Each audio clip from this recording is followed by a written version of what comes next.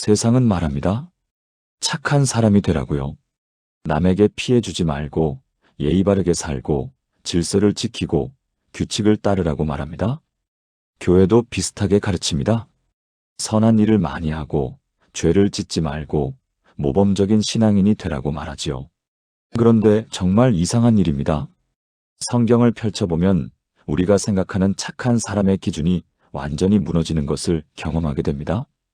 하나님께서 특별히 사용하신 사람들을 보십시오. 모세는 살인자였습니다.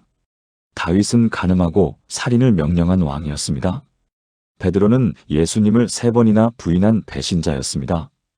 바울은 그리스도인들을 잡아가두고 죽이는 일에 앞장섰던 사람이었습니다. 그런데 하나님은 이 사람들을 통해 역사하셨습니다. 반면에 성경에서 가장 착하고 모범적으로 살았던 사람들은 어떻습니까? 부자 청년은 어려서부터 모든 계명을 다 지켰지만 예수님을 따르지 못했습니다. 바리새인들은 율법을 철저히 지켰지만 예수님께 책망을 받았습니다. 가룟 유다는 3년 동안 예수님과 함께 다녔지만 결국 예수님을 배신했습니다. 그렇다면 묻고 싶습니다. 우리는 정말 하나님이 원하시는 사람이 누구인지 알고 있습니까? 착하게 사는 것으로 충분합니까? 봉사를 많이 하고 헌금을 많이 하면 하나님이 기뻐하실까요? 교회 생활을 성실히 하고 남에게 피해를 주지 않으면 되는 것입니까? 도대체 하나님은 어떤 사람을 찾고 계십니까? 오늘 이 시간 저는 여러분에게 놀라운 진리를 나누고 싶습니다. 하나님이 원하시는 사람은 우리가 생각하는 착한 사람이 아니라는 것입니다. 세상의 기준으로 보면 부족하고 연약하고 실수투성이인 사람일지라도 하나님께서 특별히 찾으시는 그런 사람이 있습니다. 그런 사람이 누구인지 오늘 함께 알아가시겠습니까?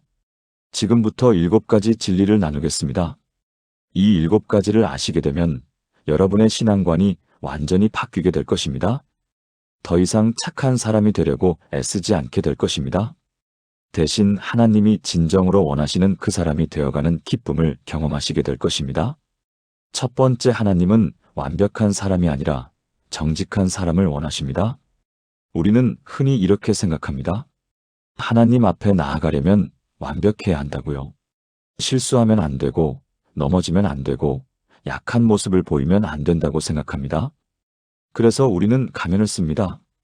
교회에서는 괜찮은 척, 믿음이 있는 척, 평안한 척합니다. 속으로는 무너지고 있는데 겉으로는 웃으며 은혜 받았습니다라고 말합니다. 정말 힘들어서 눈물이 나오는데 기도 부탁드립니다라는 말조차 하지 못합니다. 왜 그럴까요? 완벽하지 못한 내 모습을 보이면 실망할까봐, 판단받을까봐, 믿음 없는 사람으로 보일까봐 두렵기 때문입니다. 하지만 성경은 이렇게 말씀하십니다. 시편 51편 17절입니다. 하나님께서 구하시는 제사는 상한 심령이라. 하나님이여 상하고 통회하는 마음을 주께서 멸시하지 아니하시리이다. 보십시오. 하나님이 원하시는 것은 완벽한 마음이 아닙니다. 상한 심령입니다. 통회하는 마음입니다. 깨어진 마음입니다. 이것이 얼마나 놀라운 은혜입니까? 하나님은 우리가 완벽한 척하는 것을 원하지 않으십니다. 대신 우리의 연약함을 솔직히 고백하는 것을 기뻐하십니다. 다윗을 보십시오. 그는 왕이었지만 하나님 앞에서 자신의 죄를 숨기지 않았습니다. 시편 51편 전체가 그의 고백입니다. 나는 내 죄과를 아오니 내 죄가 항상 내 앞에 있나이다. 이것이 정직입니다. 베드로도 마찬가지입니다. 그가 예수님을 3번 부인한 후 예수님께서 그를 다시 만나셨을 때 무엇을 물으셨습니까? 내가 나를 사랑하느냐? 3번을 물으셨습니다. 베드로는 마지막에 이렇게 고백했습니다. 주님, 모든 것을 아시오니 내가 주님을 사랑하는 줄을 주께서 아시나이다. 완벽한 고백이 아닙니다. 하지만 정직한 고백입니다. 예수님은 이런 베드로를 통해 교회를 세우셨습니다. 2022년 봄, 저희 교회에 58세 되시는 김미경 집사님이 계셨습니다. 30년 넘게 교회를 다니신 분이었는데 항상 웃으시고 봉사도 많이 하시는 모범적인 집사님이셨습니다. 그런데 어느 날 새벽 기도회 후에 저를 찾아오셨습니다. 눈이 빨갛게 부어 있었습니다. 목사님, 저 고백할 게 있습니다. 그분은 30년 동안 한 번도 자신의 진짜 마음을 말해본 적이 없다고 하셨습니다. 항상 괜찮은 척, 은혜 받은 척 하면서 살았는데 사실은 마음속에 하나님에 대한 원망이 가득했다고 고백하셨습니다. 왜 하나님은 제 기도는 안 들어주시는지, 왜 제 삶은 이렇게 힘든지, 사실 저는 하나님이 원망스러웠습니다. 그런데 그런 마음을 말하면 안 될 것 같아서 30년 동안 숨기고 살았습니다. 그날 그분은 처음으로 하나님 앞에 정직하게 섰습니다. 완벽한 고백이 아니었습니다. 오히려 신앙인으로서 부끄러운 고백이었습니다. 하지만 그것이 진짜였습니다. 그리고 놀라운 일이 일어났습니다. 그분은 그날부터 달라지기 시작했습니다. 2주 후 그분이 간증하셨습니다. 30년 동안 교회를 다녔지만 이제야 하나님을 알게 된 것 같습니다. 완벽한 척하지 않아도 되니까 너무 자유롭습니다. 이제야 진짜 기도가 나옵니다. 그렇습니다.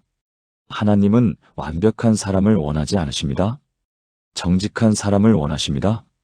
여러분도 그런 경험이 있지 않습니까? 완벽한 척하느라 너무 지치지 않으셨나요? 이제 그 가면을 내려놓으셔도 됩니다. 하나님은 여러분의 연약함을 아십니다.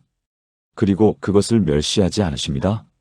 오히려 그 연약함을 통해 당신을 만나주시기를 원하십니다. 사랑하는 여러분, 지금 저와 함께 이렇게 기도해 보시겠습니까? 하나님 아버지, 더 이상 완벽한 척하지 않겠습니다. 저의 연약함을 고백합니다. 저의 상한 마음을 드립니다. 주님께서 상하고 통해하는 마음을 멸시하지 않으신다는 약속을 믿습니다. 오늘부터 정직하게 주님 앞에 서게 하소서. 예수님의 이름으로 기도합니다. 아멘. 완벽하지 않아도 괜찮습니다. 정직하기만 하면 됩니다. 그것이 하나님이 원하시는 첫 번째입니다. 두 번째, 하나님은 강한 사람이 아니라 겸손한 사람을 원하십니다. 세상은 강한 사람을 원합니다. 능력 있는 사람, 자신감 넘치는 사람, 혼자서도 잘 해내는 사람을 높이 평가합니다. 우리도 그런 사람이 되려고 했습니다. 약한 모습을 보이면 안 되고 도움을 청하면 무능한 사람으로 보일까봐 두렵습니다. 그래서 혼자 끙끙대며 버팁니다. 나는 할 수 있어. 나는 강해야 해. 남에게 짐이 되면 안 돼. 이렇게 스스로에게 말하면서 이를 악물고 살아갑니다. 하지만 그렇게 살면 살수록 우리는 지쳐갑니다. 정작 하나님을 의지하지 못하게 됩니다. 왜냐하면 내가 강하다고 생각하면 하나님이 필요 없기 때문입니다. 성경은 정반대로 말씀하십니다. 야고보서 4장 6절입니다. 하나님이 교만한 자를 물리치시고 겸손한 자에게 은혜를 주신다. 고린도후서 12장 9절에서는 이렇게 말씀하십니다. 내 은혜가 내게 족하도다. 이는 내 능력이 약한 데서 온전하여짐이라. 보십시오. 하나님의 능력은 강한 사람에게 임하지 않습니다. 약한 사람에게 임합니다. 겸손한 사람, 자신의 한계를 인정하는 사람, 하나님을 의지할 수밖에 없다고 고백하는 사람에게 하나님의 은혜가 임합니다. 모세를 보십시오. 하나님께서 그를 부르셨을 때 모세는 뭐라고 대답했습니까? 나는 누구입니까? 내가 어떻게 바로에게 가겠습니까? 나는 입이 뻣뻣하고 혀가 둔합니다. 자신의 약함을 고백했습니다. 그런데 바로 그 모세를 통해 하나님은 이스라엘을 구원하셨습니다. 기드온도 마찬가지입니다. 하나님께서 그를 부르셨을 때 기드온은 이렇게 대답했습니다. 주여, 내가 어떻게 이스라엘을 구원하리까? 보소서, 나의 집은 므낫세 중에 극히 약하고 나는 내 아버지의 집에서 제일 작은 자니이다. 자신의 연약함을 고백했습니다. 하지만 하나님은 바로 그런 기드온을 통해 미디안을 무찌르셨습니다. 2023년 가을, 저희 교회 청년부 회장이었던 29세 박준호 형제가 있었습니다. 대기업에 다니고 능력도 있고 리더십도 뛰어난 청년이었습니다. 그런데 갑자기 회사에서 큰 프로젝트를 맡게 되었고 그 압박감에 견디지 못해 번아웃이 왔습니다. 더 이상 아무것도 할 수 없을 정도로 무너졌습니다. 그는 청년부 회장직도 내려놓고 한 달 동안 교회도 나오지 못했습니다. 어느 날 그가 저를 찾아왔습니다. 목사님, 저는 제가 강한 사람인 줄 알았습니다. 혼자서도 뭐든지 해낼 수 있다고 생각했습니다. 그런데 완전히 무너지고 나니까 알겠더라고요. 저는 아무것도 아니었습니다. 눈물을 흘리며 고백했습니다. 그날 저는 그에게 말했습니다. 준호야, 이제야 진짜 시작이다. 네가 약하다는 것을 알았으니 이제 하나님의 능력을 경험하게 될 거야. 그 후 3개월이 지났습니다. 준호 형제는 달라져 있었습니다. 여전히 회사는 힘들었고 프로젝트도 부담스러웠습니다. 하지만 그의 태도가 완전히 바뀌었습니다. 목사님, 이제는 아침마다 이렇게 기도합니다. 주님, 저는 오늘도 약합니다. 주님의 능력이 아니면 아무것도 할 수 없습니다. 저를 도와주세요. 그렇게 기도하고 나가면 신기하게 그날은 견딜 수 있더라고요. 6개월 후 그 프로젝트는 성공적으로 마무리되었습니다. 준호 형제는 회사에서 상까지 받았습니다. 하지만 더 중요한 것은 그가 달라졌다는 것입니다. 이제 저는 제 능력을 자랑하지 않습니다. 이 모든 것이 하나님의 능력이라는 것을 알기 때문입니다. 제가 약할 때 하나님이 강하셨습니다.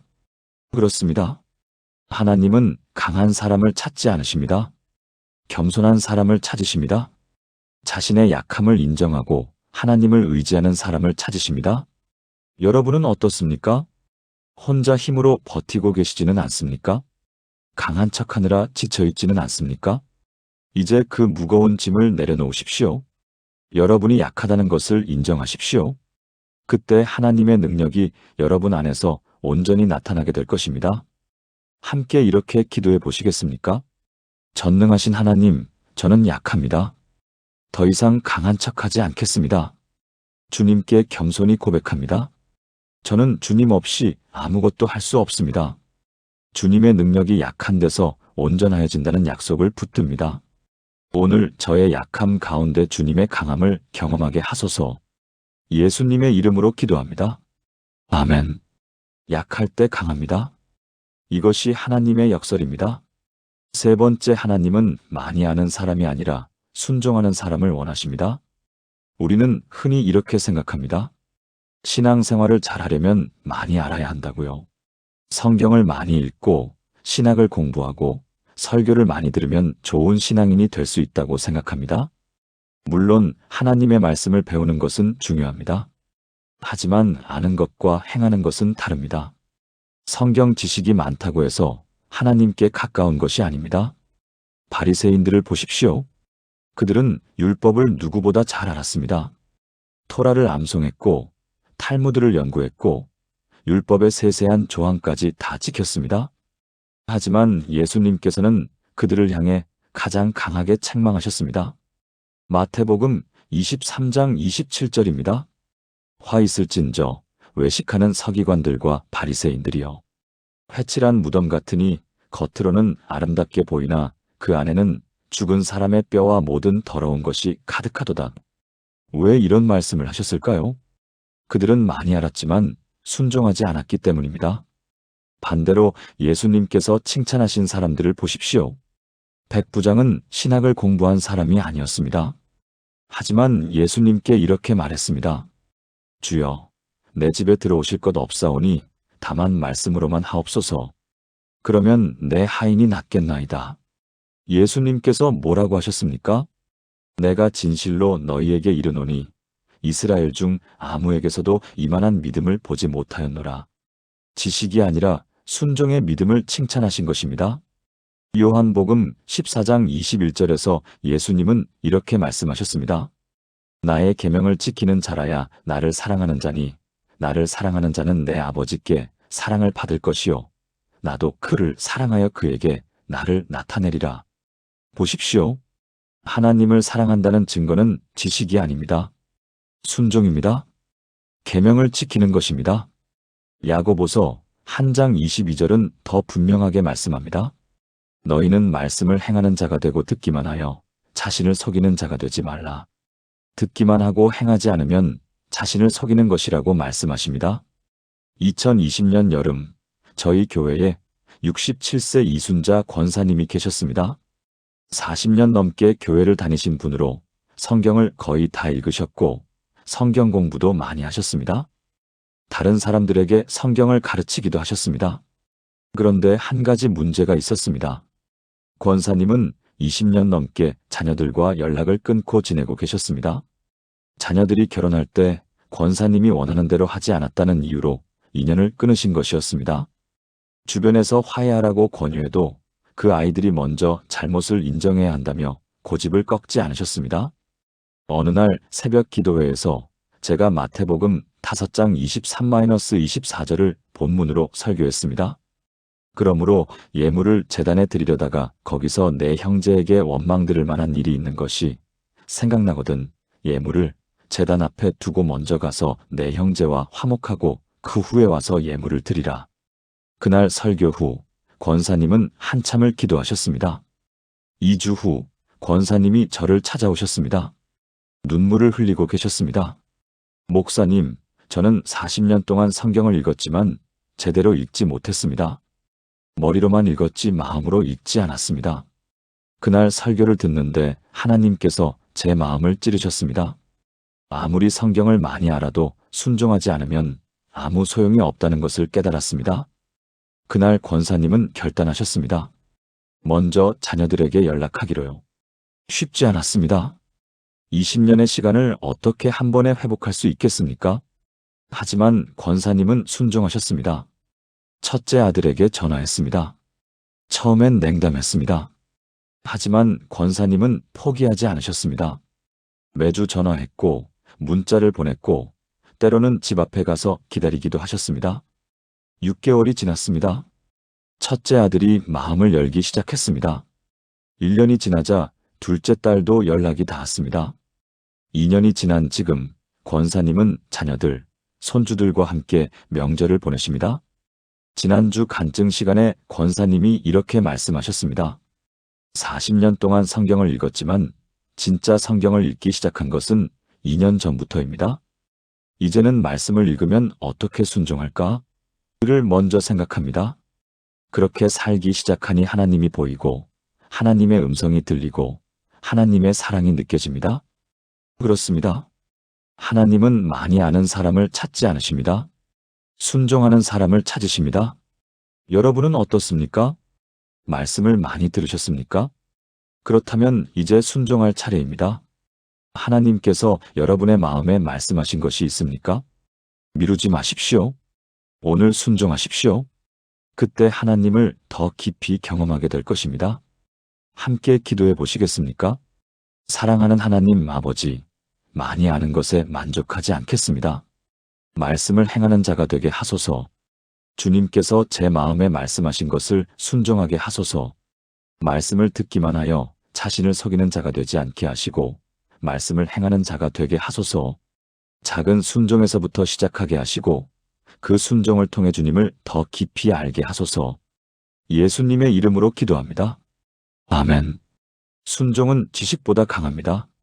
순종할 때 하나님을 진정으로 알게 됩니다. 네 번째, 하나님은 성공한 사람이 아니라 의지하는 사람을 원하십니다. 세상은 성공을 최고의 가치로 여깁니다. 좋은 대학, 좋은 직장, 좋은 집, 좋은 차를 갖는 것이 성공이라고 말합니다. 교회 안에서도 비슷한 생각이 있습니다. 사업이 잘 되고 자녀들이 명문대에 가고 건강하고 돈도 많으면 하나님의 축복을 받은 사람이라고 생각합니다. 물론 하나님께서 복을 주시는 것은 사실입니다. 하지만 하나님께서 가장 기뻐하시는 것은 성공 그 자체가 아닙니다. 성공했을 때나 실패했을 때나 변함없이 하나님을 의지하는 마음입니다. 잠언 3장 5-6절을 보십시오. 너는 마음을 다하여 여호와를 신뢰하고 내 명철을 의지하지 말라. 너는 범사에 그를 인정하라. 그리하면 내 길을 지도하시리라. 보십시오. 우리의 명철, 우리의 능력, 우리의 계획을 의지하지 말라고 하십니다. 대신 마음을 다하여 여호와를 신뢰하라고 하십니다. 범사에 그를 인정하라고 하십니다. 이것이 하나님이 원하시는 것입니다. 요셉을 보십시오. 그는 형들에게 팔려 노예가 되었습니다. 억울하게 감옥에 갇히기도 했습니다. 세상의 기준으로 보면 완전한 실패자였습니다. 하지만 성경은 이렇게 기록합니다. 여호와께서 요셉과 함께 하심으로 요셉은 어떤 상황에서도 하나님을 의지했습니다. 노예가 되었을 때도 감옥에 갇혔을 때도 하나님을 원망하지 않고 의지했습니다. 그 결과 하나님께서 그를 애굽의 총리로 세우셨습니다. 하지만 더 중요한 것은 요셉이 총리가 되고 나서도 여전히 하나님을 의지했다는 것입니다. 그는 자신의 아들들의 이름을 므낫세와 에브라임이라고 지었습니다. 므낫세는 하나님이 나로 내 모든 고난과 내 아버지의 온 집 일을 잊어버리게 하셨다는 뜻이고, 에브라임은 하나님이 나를 곤고한 땅에서 번성하게 하셨다는 뜻입니다. 성공했을 때도 하나님께 영광을 돌리고 하나님을 의지한 것입니다. 2019년 초 저희 교회 집사님 한 분이 계셨습니다. 45세의 최영수 집사님이셨습니다. IT 회사를 운영하시는데 당시 사업이 아주 잘 되고 있었습니다. 직원도 30명이 넘었고 매출도 매년 증가하고 있었습니다. 집사님은 감사하다고 말씀하셨지만 조금씩 변화가 보였습니다. 새벽 기도에 나오시는 횟수가 줄어들었습니다. 요즘 회사 일이 너무 바빠서요라고 말씀하셨습니다. 주일 예배 후에도 바로 가셔야 했습니다. 중요한 미팅이 있어서요라고 하셨습니다. 1년쯤 지났을까요? 집사님의 사업에 위기가 왔습니다. 큰 거래처가 갑자기 계약을 파기했고 연쇄적으로 다른 문제들이 터졌습니다. 3개월 만에 회사는 거의 파산 직전까지 갔습니다. 집사님은 완전히 무너졌습니다. 어느 날 밤 집사님이 전화를 하셨습니다. 목소리가 떨리고 있었습니다. 목사님, 제가 너무 교만했습니다. 사업이 잘 될 때 하나님을 의지하지 않았습니다. 제 능력으로 한 것처럼 살았습니다. 이제야 깨달았습니다. 하나님이 필요하다는 것을요. 그날부터 집사님은 달라지셨습니다. 다음 날부터 새벽 기도에 나오셨습니다. 회사가 무너지고 있는 상황이었지만 주일 예배를 최우선으로 지키셨습니다. 이제 제가 할 수 있는 일은 하나님을 의지하는 것뿐입니다라고 고백하셨습니다. 3개월이 지났습니다. 회사는 더 어려워졌습니다. 직원들을 절반이나 내보내야 했고 사무실도 작은 곳으로 옮겨야 했습니다. 하지만 집사님은 무너지지 않으셨습니다. 목사님, 신기합니다. 상황은 더 나빠졌는데 마음은 더 평안합니다. 예전에는 사업이 잘 되어도 불안했는데 지금은 어려워도 평안합니다. 하나님을 의지하고 있으니까요. 6개월이 지나자 작은 변화가 시작되었습니다. 새로운 거래처가 생겼고 작지만 안정적인 프로젝트들이 들어왔습니다. 1년 반이 지난 지금 회사는 예전만큼 크지는 않지만 안정적으로 운영되고 있습니다. 지난달 간증 시간에 집사님이 말씀하셨습니다. 저는 이제 사업의 성공과 실패에 연연하지 않습니다. 하나님을 의지하는 것이 가장 중요하다는 것을 배웠습니다. 회사가 다시 커지든 작게 유지되든 그것은 하나님의 계획이고 저는 그 안에서 하나님을 의지하며 살겠습니다. 그렇습니다. 하나님은 성공한 사람을 찾지 않으십니다. 성공했을 때나 실패했을 때나 변함없이 하나님을 의지하는 사람을 찾으십니다. 여러분은 어떻습니까? 지금 잘 되고 있습니까? 그렇다면 더욱 하나님을 의지하십시오. 지금 어렵습니까? 그렇다면 이것이 하나님을 더 깊이 의지할 수 있는 기회입니다. 함께 기도해 보시겠습니까? 하나님 아버지, 제 인생의 모든 것을 주님께 맡깁니다. 성공했을 때도 주님을 의지하고 실패했을 때도 주님을 신뢰하는 자가 되게 하소서. 제 명철을 의지하지 않고 범사의 주님을 인정하겠습니다. 주님께서 제 길을 지도하신다는 약속을 믿습니다. 오늘도 주님만 의지하며 살게 하소서. 예수님의 이름으로 기도합니다. 아멘. 의지하는 마음이 성공보다 귀합니다. 5번째, 하나님은 능력 있는 사람이 아니라 기도하는 사람을 원하십니다. 우리는 흔히 이렇게 생각합니다. 하나님의 일을 하려면 능력이 있어야 한다고요. 말을 잘해야 하고 지도력이 있어야 하고 재능이 있어야 한다고 생각합니다. 그래서 능력이 없다고 느끼는 사람들은 주저합니다. 저는 아무것도 할 수 없어요. 저는 능력이 없어요. 하지만 성경은 전혀 다르게 말씀하십니다. 하나님께서 능력 있는 사람을 찾으시는 것이 아니라 기도하는 사람을 찾으신다고 말씀하십니다. 야고보서 5장 16절입니다. 의인의 간구는 역사하는 힘이 큽니다. 에베소서 6장 18절에서 바울은 이렇게 권면합니다. 모든 기도와 간구를 하되 항상 성령 안에서 기도하고 이를 위하여 깨어 구하기를 항상 힘쓰며 여러 성도를 위하여 구하라. 보십시오. 하나님의 일은 우리의 능력으로 되는 것이 아닙니다. 기도로 되는 것입니다. 능력이 아니라 기도가 하나님 나라를 움직입니다. 엘리야를 보십시오. 그는 초인적인 능력을 가진 사람이 아니었습니다. 야고보서 5장 17절은 이렇게 말씀합니다. 엘리야는 우리와 성정이 같은 사람이로되 우리와 똑같은 사람이었습니다. 하지만 그는 기도했습니다. 비가 오지 않기를 기도했더니 3년 반 동안 비가 오지 않았고 다시 비가 오기를 기도했더니 하늘에서 비가 내렸습니다. 능력이 아니라 기도였습니다. 초대교회를 보십시오. 사도행전 2장에서 오순절에 성령이 임하기 전에 제자들이 무엇을 했습니까? 마가의 다락방에 모여서 기도했습니다. 10일 동안 쉬지 않고 기도했습니다. 그러자 성령이 임하셨고 그날 3,000명이 회개하고 구원을 받았습니다. 사도행전 4장에서는 베드로와 요한이 위협을 받고 돌아와서 무엇을 했습니까? 교회가 모여서 기도했습니다. 그러자 그들이 모인 곳이 진동하고 다 성령이 충만했습니다. 초대교회의 능력은 기도에서 나왔습니다. 2021년 봄, 저희 교회에 72세 김정혜 권사님이 계셨습니다. 권사님은 특별한 재능이 없다고 항상 말씀하셨습니다. 저는 말도 잘 못하고 노래도 못하고 봉사할 힘도 없어요. 그런데 권사님에게는 한 가지 있었습니다. 기도였습니다. 매일 새벽 4시 30분에 일어나서 교회에 나오셔서 기도하셨습니다. 주일 이외에도 거의 매일 교회에 나오셔서 기도실에서 시간을 보내셨습니다. 어느 날 제가 여쭤봤습니다. 권사님, 무엇을 그렇게 기도하세요? 권사님이 대답하셨습니다. 목사님과 교회를 위해 기도하고 성도님들 한 분 한 분을 위해 기도합니다. 특별히 새신자들과 아직 믿지 않는 가족들을 위해 기도합니다. 그해 여름, 놀라운 일이 일어났습니다. 교회에 새신자들이 계속 등록하기 시작했습니다. 한 달에 2-3명씩 새 가족이 생겼습니다.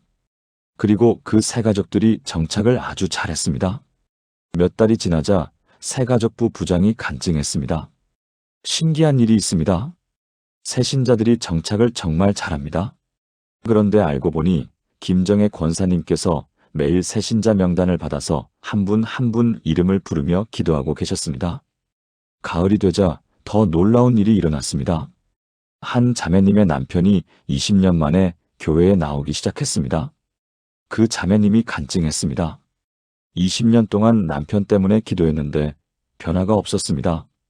그런데 1년 전부터 김정혜 권사님이 제 남편을 위해 함께 기도해 주셨어요. 매주 제게 물어보셨습니다. 집사님, 남편분은 어떠세요? 제가 계속 기도하고 있어요. 그러더니 정말 남편이 변하기 시작했습니다. 그해 연말까지 5명의 가족이 새로 등록했습니다. 모두 권사님이 기도하던 분들이었습니다. 연말 감사 예배 간증 시간에 권사님이 눈물을 흘리며 말씀하셨습니다. 저는 아무 능력도 없습니다. 하지만 하나님께서 기도를 들어주십니다. 기도하는 것밖에 할 수 없었는데 하나님께서 기도에 응답하셔서 이렇게 놀라운 일들을 하셨습니다. 그렇습니다. 하나님은 능력 있는 사람을 찾지 않으십니다. 기도하는 사람을 찾으십니다. 여러분이 아무리 능력이 없다고 느껴도 괜찮습니다. 기도할 수 있다면 그것으로 충분합니다. 기도는 하늘을 움직입니다. 기도는 세상을 변화시킵니다. 기도는 불가능을 가능하게 만듭니다. 여러분은 기도하고 계십니까? 함께 기도해 보시겠습니까? 전능하신 하나님, 제게는 능력이 없지만 기도할 수 있습니다. 오늘부터 더욱 기도하는 자가 되게 하소서. 의인의 간구는 역사하는 힘이 크다는 약속을 믿습니다. 제 기도를 들으시고 응답하시는 하나님을 신뢰합니다. 매일 주님 앞에 나아가 기도하는 삶을 살게 하소서. 제 기도를 통해 하나님의 능력이 나타나게 하소서. 예수님의 이름으로 기도합니다. 아멘. 기도는 가장 강력한 능력입니다. 여섯 번째, 하나님은 남을 돕는 사람이 아니라 먼저 사랑받는 사람을 원하십니다. 이것은 정말 역설적인 진리입니다. 우리는 흔히 이렇게 생각합니다. 좋은 신앙인이 되려면 남을 많이 도와야 한다고요. 구제도 하고 봉사도 하고 선교도 해야 한다고 생각합니다. 물론 이런 것들은 아름다운 일입니다. 하지만 하나님께서 가장 먼저 원하시는 것은 무엇일까요? 우리가 남을 돕는 것이 아니라 먼저 하나님의 사랑을 받는 것입니다. 마리아와 마르다의 이야기를 보십시오. 누가복음 10장 38-42절입니다. 마르다는 예수님을 대접하느라 분주했습니다. 음식을 준비하고 청소를 하고 손님들을 섬겼습니다. 세상이 보기에 마르다가 더 착해 보입니다. 하지만 마리아는 예수님 발 앞에 앉아서 말씀을 듣고 있었습니다. 마르다가 불평했습니다. 주여, 내 동생이 나 혼자 일하게 두는 것을 생각하지 아니하시나이까? 그를 명하사 나를 도와주라 하소서. 예수님께서 뭐라고 대답하셨습니까? 마르다야, 마르다야, 네가 많은 일로 염려하고 근심 하나 몇 가지만 하든지 혹은 한 가지만이라도 족하니라. 마리아는 이 좋은 편을 택하였으니 빼앗기지 아니하리라. 보십시오. 봉사하는 마르다가 아니라 먼저 말씀을 듣는 마리아를 칭찬하셨습니다. 왜 그럴까요? 봉사가 나쁜 것이 아닙니다. 하지만 먼저 해야 할 것이 있습니다. 하나님의 사랑을 받는 것입니다. 하나님과의 친밀함을 누리는 것입니다. 요한복음 15장 5절에서 예수님은 이렇게 말씀하셨습니다. 나는 포도나무요, 너희는 가지라. 그가 내 안에 내가 그 안에 거하면 사람이 열매를 많이 맺나니 나를 떠나서는 너희가 아무것도 할 수 없음이라. 먼저 주님 안에 거해야 합니다. 주님과 연결되어야 합니다. 그때 열매가 맺어집니다. 연결되지 않은 채 봉사만 하면 결국 지치고 맙니다. 2022년 가을, 저희 교회에 52세 박수진 집사님이 계셨습니다. 집사님은 정말 열심히 봉사하셨습니다. 주일학교 교사, 찬양대, 구역장, 새가족부까지 여러 직분을 맡고 계셨습니다. 주중에도 거의 매일 교회에 나오셔서 봉사하셨습니다. 남들이 보기에는 정말 모범적인 집사님이었습니다. 그런데 어느 날 갑자기 집사님이 모든 직분을 내려놓으시겠다고 하셨습니다. 깜짝 놀라서 제가 찾아뵙고 여쭤봤습니다. 무슨 일이 있으세요? 힘든 일이 있으신가요? 집사님이 눈물을 흘리며 고백하셨습니다. 목사님, 저는 지난 10년 동안 열심히 봉사했습니다. 그런데 이상하게 마음이 점점 메말라갔습니다. 처음에는 기쁨으로 봉사했는데 나중에는 의무감으로 했고 지금은 짐이 되어버렸습니다. 하나님께 기도하는데 어느 순간부터 하나님의 음성이 들리지 않았습니다. 제가 봉사는 하고 있지만 정작 하나님과는 멀어져 있다는 것을 깨달았습니다. 그날 저는 집사님께 권면했습니다. 집사님, 모든 봉사를 잠시 내려놓으시고 먼저 하나님의 사랑을 경험하는 시간을 가지세요. 마리아처럼 주님 발 앞에 앉아서 주님과 교제하는 시간을 가지세요. 집사님은 그날부터 모든 봉사를 내려놓으셨습니다. 대신 매일 아침 1시간씩 조용히 말씀을 묵상하고 기도하는 시간을 가지셨습니다. 처음 2주는 정말 힘들었다고 하셨습니다. 아무 느낌이 없었어요. 하나님께서 정말 나를 사랑하시는지 확신이 없었어요. 하지만 포기하지 않으셨습니다. 계속 주님 앞에 나아갔습니다. 3주째 되던 날 변화가 시작되었습니다. 요한일서 4장 19절을 묵상하고 있었어요. 우리가 사랑함은 그가 먼저 우리를 사랑하셨습니다. 그 말씀을 읽는데 갑자기 눈물이 쏟아졌습니다. 제가 하나님을 사랑해서 봉사한 것이 아니라 하나님께서 먼저 저를 사랑하셨다는 것을 깨달았습니다. 2개월이 지나자 집사님의 얼굴이 완전히 달라져 있었습니다. 평안함과 기쁨이 가득했습니다. 목사님, 이제 봉사하고 싶어요. 하지만 예전과는 다른 마음이에요. 의무감이 아니라 사랑받은 자의 감사함으로 봉사하고 싶어요. 지금 집사님은 다시 봉사하고 계십니다. 하지만 예전과는 완전히 다릅니다. 매일 아침 주님과의 교제를 최우선으로 하시고 그 사랑을 경험한 후에 봉사하십니다. 얼마 전 간증하셨습니다. 이제 봉사가 짐이 아니라 기쁨입니다. 왜냐하면 매일 아침 하나님의 사랑을 경험하고 있기 때문입니다. 사랑받은 자는 사랑하지 않을 수 없습니다. 그렇습니다.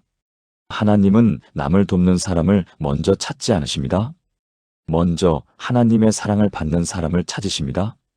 사랑받아 본 사람이 진정으로 사랑할 수 있습니다. 여러분은 어떻습니까? 봉사만 하고 계시지는 않습니까? 먼저 하나님의 사랑을 경험하는 시간을 가지고 계십니까? 오늘 주님 발 앞에 앉으십시오. 먼저 사랑을 받으십시오. 그때 진정한 봉사가 시작됩니다. 함께 기도해 보시겠습니까? 사랑하는 하나님 아버지, 제가 주님을 먼저 사랑한 것이 아니라 주님께서 먼저 저를 사랑하셨음을 고백합니다. 이제 봉사보다 먼저 주님의 사랑을 경험하기 원합니다. 마리아처럼 주님 발 앞에 앉아 주님과 교제하는 시간을 갖게 하소서. 주님의 사랑으로 충만해져서 그 사랑으로 다른 사람들을 섬기게 하소서. 먼저 사랑받는 자가 되게 하소서. 예수님의 이름으로 기도합니다. 아멘. 먼저 사랑받으십시오. 그것이 모든 것의 시작입니다. 7번째, 하나님은 흠없는 사람이 아니라 회개하는 사람을 원하십니다. 마지막으로 가장 중요한 진리를 나누겠습니다. 우리는 흔히 이렇게 생각합니다. 하나님께 인정받으려면 흠이 없어야 한다고요. 실수하면 안 되고 넘어지면 안 되고 완벽해야 한다고 생각합니다. 그래서 우리는 죄를 숨기려고 합니다. 실수를 감추려고 합니다. 넘어진 것을 부끄러워합니다. 하지만 성경은 정반대로 말씀하십니다. 누가복음 15장에 나오는 탕자의 비유를 보십시오. 작은 아들은 아버지의 재산을 미리 받아서 다 탕진했습니다. 완전히 밑바닥까지 떨어졌습니다. 돼지 먹이를 먹을 정도로 비참해졌습니다. 그때 그가 정신을 차리고 아버지께 돌아갔습니다. 아버지, 내가 하늘과 아버지께 죄를 지었사오니 지금부터는 아버지의 아들이라 일컬음을 감당하지 못하겠나이다. 회개했습니다. 아버지는 어떻게 하셨습니까? 멀리서부터 달려와서 아들을 껴안고 입을 맞추고 좋은 옷을 입히고 잔치를 베풀었습니다. 반면에 큰 아들은 어떻습니까? 그는 아버지 곁에 항상 있었고 명령을 어긴 적도 없었습니다. 흠이 없었습니다. 하지만 그의 마음은 아버지로부터 멀리 있었습니다. 그는 불평했습니다. 내가 여러 해 아버지를 섬겨 명을 어김이 없거늘 내게는 염소 새끼라도 주어 나와 내 벗으로 즐기게 하신 일이 없더니. 흠은 없었지만 회개도 없었습니다. 그래서 잔치에 들어가지 못했습니다. 누가복음 18장의 바리새인과 세리의 비유도 보십시오.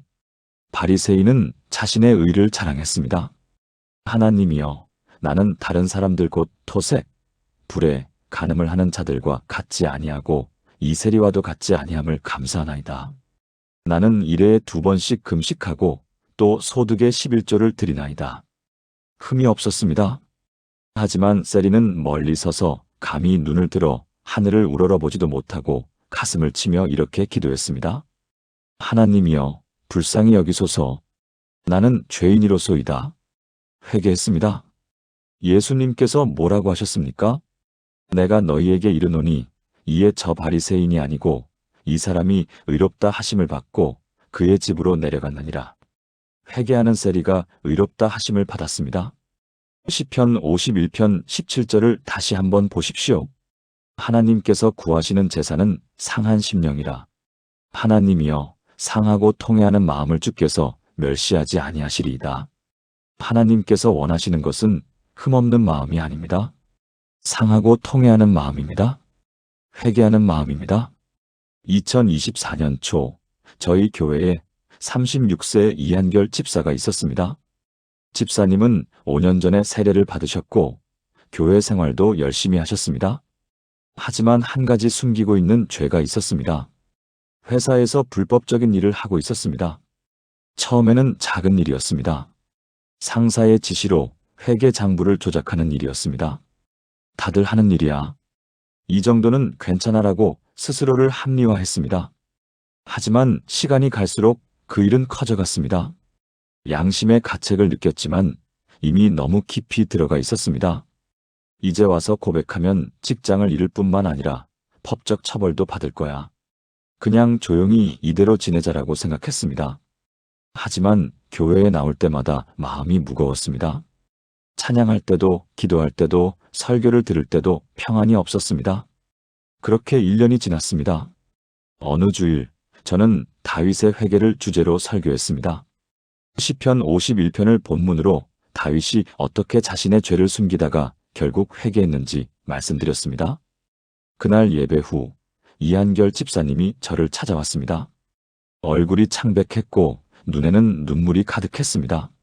목사님, 제게 고백할 것이 있습니다. 그날 집사님은 1년 동안 숨겨왔던 모든 것을 고백했습니다.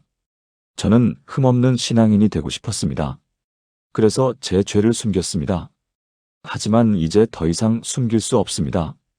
제가 죄인입니다. 하나님께 용서를 구하고 싶습니다. 저는 집사님께 말씀드렸습니다. 하나님은 흠없는 사람을 찾지 않으십니다. 회개하는 사람을 찾으십니다. 지금 이 순간 당신이 회개한다면 하나님께서 용서하실 것입니다. 하지만 회개는 단순히 고백으로 끝나는 것이 아닙니다. 행동의 변화가 따라야 합니다. 집사님은 결단했습니다. 다음 날 회사에 가서 상사에게 모든 것을 고백했습니다. 예상대로 집사님은 해고되었습니다. 법적 조사도 받아야 했습니다. 정말 힘든 시간이었습니다. 하지만 집사님의 얼굴에는 평안이 있었습니다. 목사님, 이상합니다. 직장을 잃었는데 마음은 평안합니다. 처음으로 하나님 앞에 떳떳하게 설 수 있게 되었습니다. 6개월이 지났습니다. 법적 문제는 선처를 받아 벌금형으로 끝났습니다. 집사님은 새로운 직장을 구했습니다. 연봉은 전보다 낮았지만 정직하게 일할 수 있는 곳이었습니다. 1년이 지난 지금 집사님은 간증합니다. 저는 흠없는 사람이 아닙니다. 죄인입니다. 하지만 회개하는 죄인입니다. 하나님께서는 저 같은 죄인을 용서하시고 다시 일으켜 세워주셨습니다. 이제 저는 제 과거를 부끄러워하지 않습니다. 오히려 하나님의 은혜를 증거합니다. 그렇습니다. 하나님은 흠없는 사람을 찾지 않으십니다. 회개하는 사람을 찾으십니다. 여러분은 어떻습니까? 혹시 숨기고 있는 죄가 있습니까? 감추고 있는 실수가 있습니까? 오늘 회개하십시오. 하나님께서는 상하고 통회하는 마음을 멸시하지 않으십니다. 오히려 그런 마음을 가진 사람을 기뻐하십니다. 완벽한 척하지 마십시오. 대신 회개하십시오. 그것이 하나님께서 원하시는 것입니다. 함께 기도해 보시겠습니까? 하나님 아버지, 저는 흠없는 사람이 아닙니다. 죄인입니다. 제 모든 죄를 주님 앞에 고백합니다. 더 이상 숨기지 않겠습니다. 상하고 통회하는 마음으로 주님께 나아갑니다. 주님께서 이런 저를 멸시하지 않으신다는 약속을 믿습니다. 저를 용서하시고 깨끗하게 하소서. 회개하는 자를 기뻐하시는 하나님 감사합니다. 예수님의 이름으로 기도합니다. 아멘. 회개는 끝이 아니라 시작입니다. 회개할 때 하나님의 은혜가 시작됩니다. 통합기도문. 사랑하는 성도 여러분, 지금까지 나눈 7가지 말씀을 하나의 기도로 드리겠습니다. 함께 기도하시겠습니까? 전능하시고 사랑이 많으신 하나님 아버지, 오늘 이 시간 주신 놀라운 진리에 감사드립니다.